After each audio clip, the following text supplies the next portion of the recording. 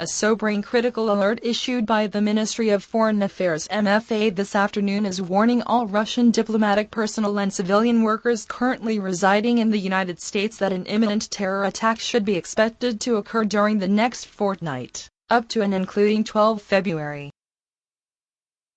The three-level alarm system of terrorism threats issued in this report was signed into law by President Putin this past June and includes blue level for elevated alert, yellow level for high alert, and red level for critical alert.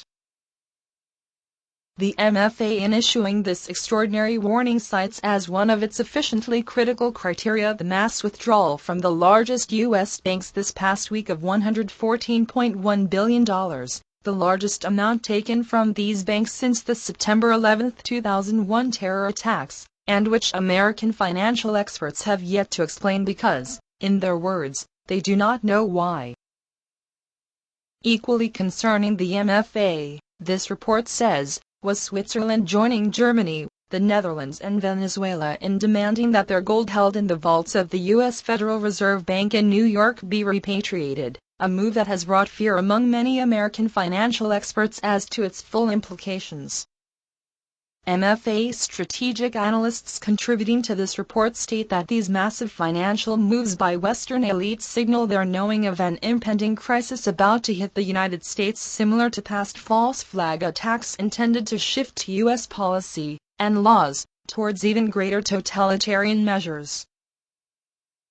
One specific example cited in this report was the February 28, 1993 false flag event, now called the Waco Siege, which killed 4 U.S. government agents and 82 men, women and children, and which led to the September 13, 1994 passage of the federal assault weapons ban that outlawed the American people from owning the types of armaments used in the state-sponsored massacre.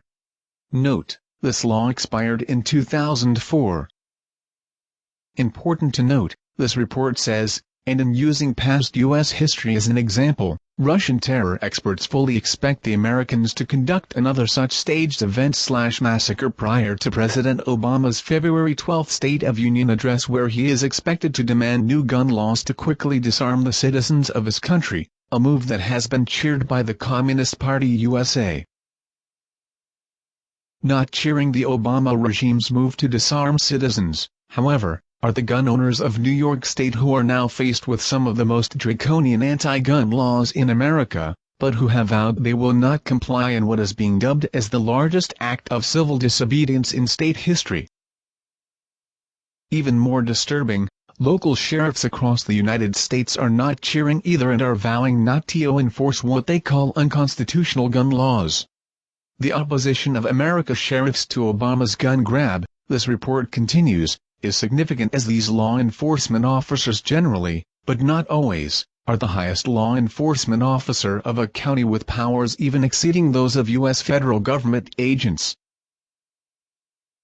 Quick to react against these sheriffs, this report says, Obama regime supporter, and Delaware Attorney General Beau Biden, son of Vice President Joe Biden, this past week stripped all of the county sheriffs in his state of their arrest powers, rendering them unable to protect the citizens who elected them from harm. Not acting alone, either, this report continues, Attorney General Biden was joined this past week by U.S. Attorney General Eric Holder, who began the Obama regime's push against U.S. citizens owning guns, and by Obama's former chief of staff, and current mayor of Chicago, Rahm Emanuel, who told America's banks this past week to stop supporting gun makers.